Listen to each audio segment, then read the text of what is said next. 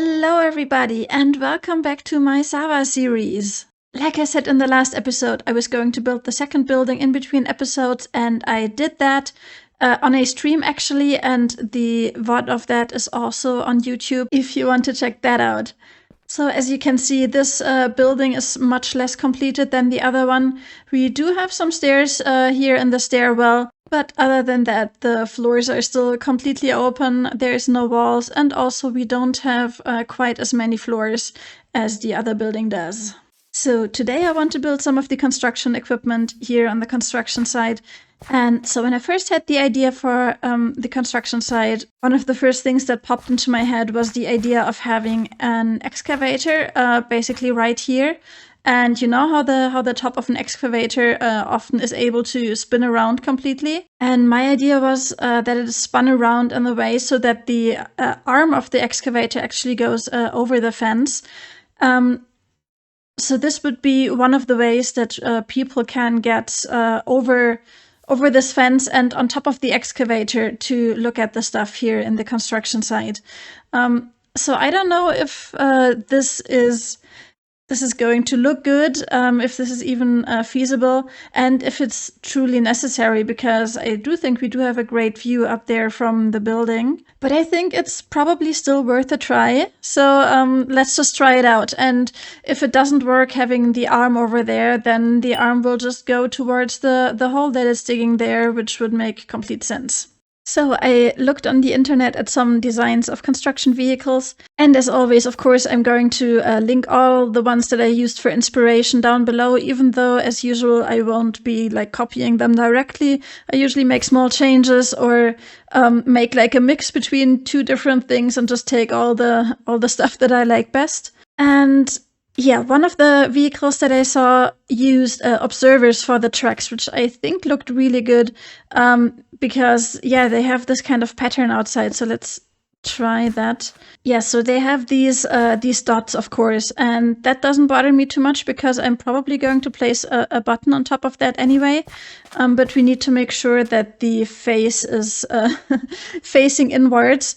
Otherwise, that's going to look quite weird, I think. And then if that face is still visible too much, then we can maybe try placing signs in front of that, for example. I think we're going to find a solution for that. Okay, so I ended up putting the observers facing inwards, except for one that is placed sideways, because otherwise I would have created an observer clock, and I didn't want them to blink like crazy. So now we have those red dots at the end, but I don't think that's... I don't really mind at this point. Maybe I will end up putting something over it.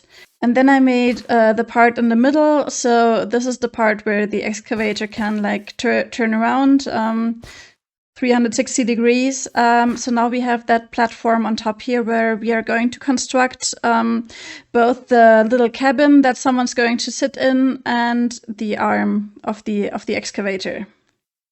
And by the way, we have this little baby squirrel over here, and it's just the tiniest thing. Look at it.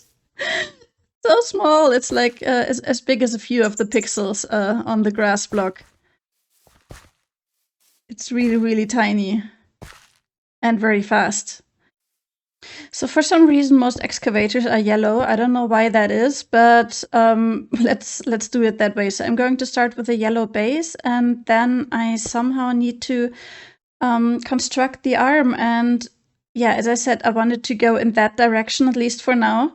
Over here, I'm going to make the little cabin, probably out of glass and stuff like that. Yeah, once again, I'm just mostly winging it, just looking at a few inspiration images at the same time. So yeah, let's see where we end up. But one thing I found was someone using these cobblestone walls as kind of the connecting pieces here, and I really like that because it kind of invokes the look of all the cables and hydraulic stuff that you can see on the arm of an excavator. Okay, I've lowered the arm a little bit more because I wanted to look a bit collapsed over here at this end, but I do think it looks kind of cool. So let's make the cabin for our construction worker here. I've chosen a light blue as a seat color. I think that's kind of cool. And then some dark glass, I think, would be good here. Yeah, I'm gonna need to put something on top of that, I think, and probably use the yellow for the back here as well. I've also brought a few decoration pieces, like comparators, for example, just to so you can see some of the technique parts here on top of. Okay, so I think our excavator is looking pretty good. I have done some ruining as always, added some rusty parts, and I have completed the fence over here. So now if we come from the other side, from over here, we can use the arm to climb up the excavator. It's a little bit tricky because of the fence parts that I added, so it's good to be decent at parkour, I guess. And now we are standing on top of the excavator and have a really nice view of this part of the construction site. So another vehicle that I think we really need in this part is some kind of truck that we can put all of the excavated dirt on. So I think I'm going to place that over here. Okay, so here we have our rusty old dump truck. It has a flat tire, two actually. Let's look at it from over here. Yeah, it's loaded with dirt and stuff like that. Yeah, for something like this, it would be really useful to have like slabs of dirt and those kind of materials. I'm right now thinking maybe it would look better if I would make these blocks into slabs instead, because then we would have, yeah, the stuff that's filling it just a little bit higher than the rest, instead of just lining up with it. So let's try that out. So I'm just gonna remove a few of those, the ones at the front. I think those can stay.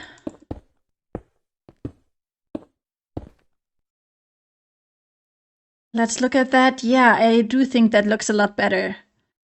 Okay, I am happy with how that looks.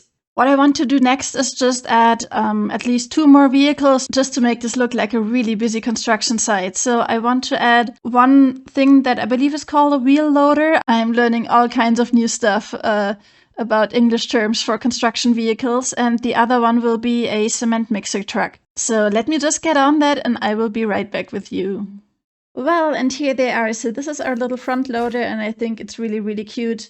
Has this tiny little cabin for someone to sit in. And then here is the concrete mixer. And I used to really love seeing those on the road as a kid with the little spinning thing on the back that looks just like candy. So I chose the colors to be kind of candy-like as well, with the red and the white.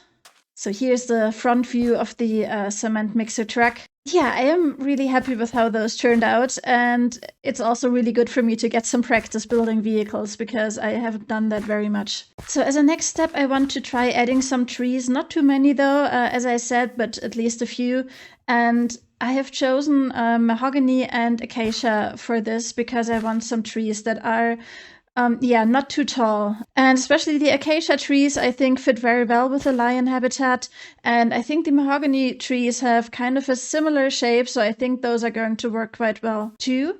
So let's try, here we have a little bit more space, so I'm going to try a mahogany tree here because those are a bit bigger than the acacias. Yeah, I think that came out good. It does overshadow the cement mixer a little bit from this side, but I think it will still be very nice and visible from other sides. So that is completely fine. Over here, I want to also add a tree, and I think this one is going to be an acacia tree. So let's see in which direction this grows, because they always grow kind of on a lean, and I would rather it lean inwards than outwards, to be honest. Oh, well, this went up pretty straight, so that's okay. Yeah, that works fine. And I would like to try another mahogany tree here, and so maybe halfway down, I wonder if that's going to work. Will this grow? Yes. Yeah, that's good. I like that. And I like that the bottom of the trunk is a little bit down the slope. Okay, I think we have enough trees. As I said, I don't want too many of them. But the next step is going to be adding a lot more plants to the entire area in general. So I want to cover up this entire terrain as usual with like short grass and normal grass and fern, but I also want to mix in this plant that I haven't really used before. It's called Johnson grass. It's a tall grass and it kind of reminds me of like prairie grass and things like that. So I think it's going to work really well for our lions. At the same time, what we also need to do is to make sure that our fences everywhere are secure and safe enough. And yeah, I left some holes in some places. I'm going to plug those up, sometimes with more fences, and sometimes I think I'm going to add vegetation that the lions can't get over, particularly in places where things connect up, like, for example, back here next to the containers and also around the houses. And then, of course, I'm going to add some climbing and trailing plants to the buildings. I think that's going to look really great. But the entire thing is going to be a really long and tedious process for me, but I don't want it to be that for you, so I'm going to speed all of this up a little bit.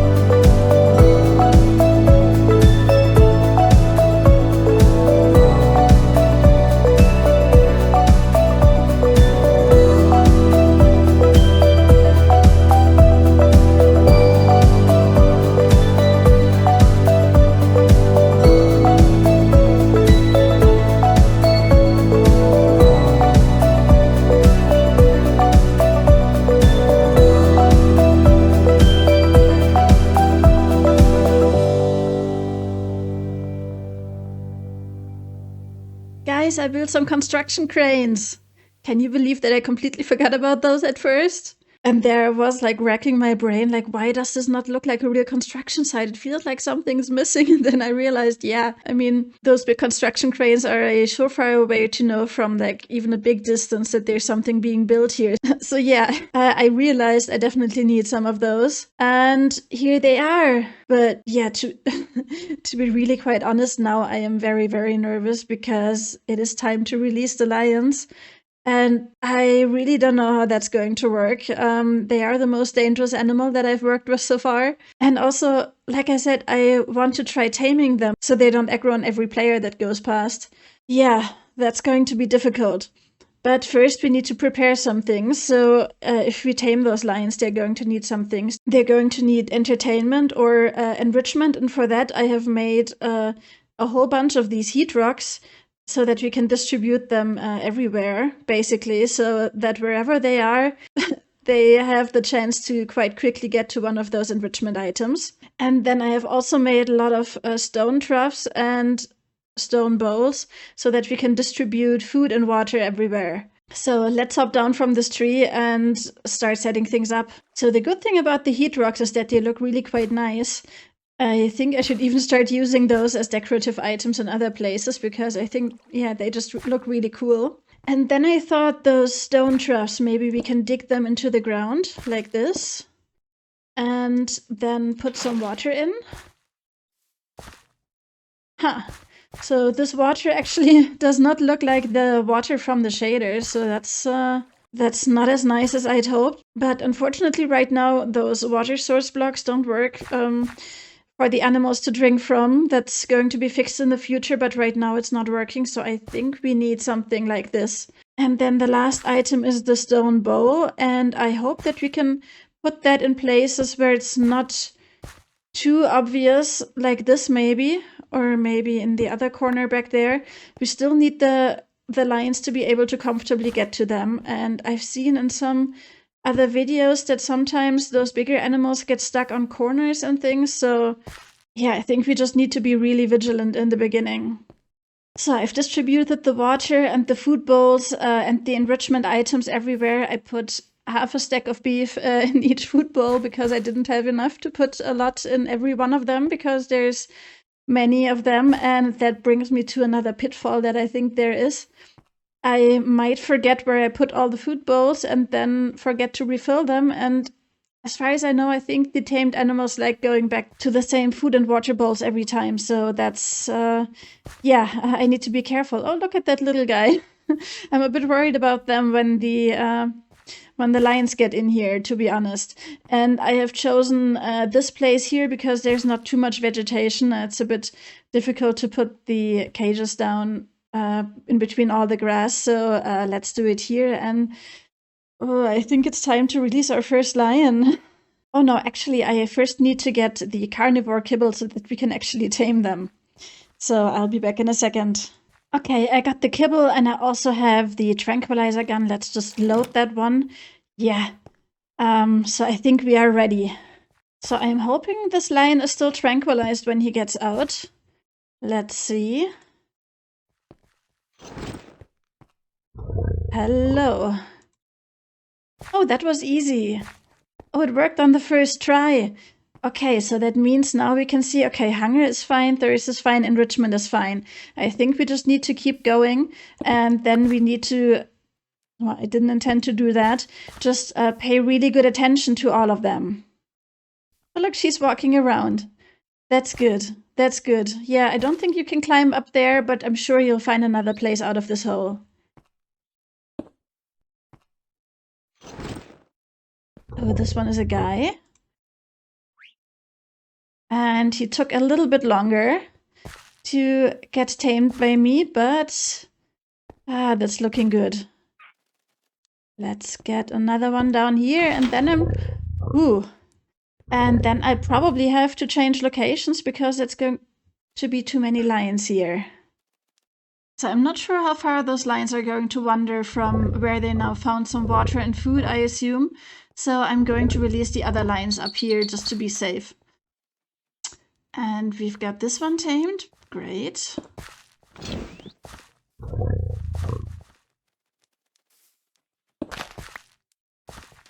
Look at how those parrots just came over. I think they wanted to see who's just moving in here.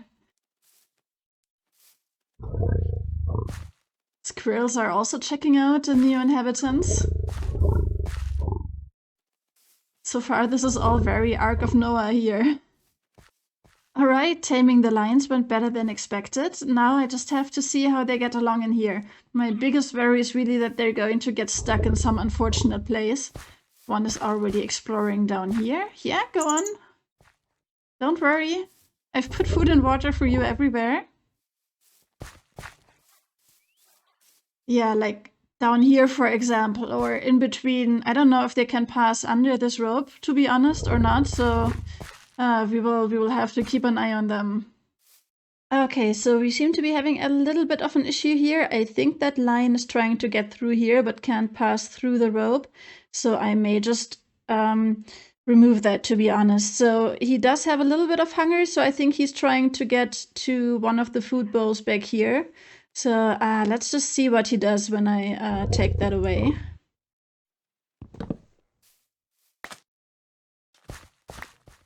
All right, little guy, where are you going?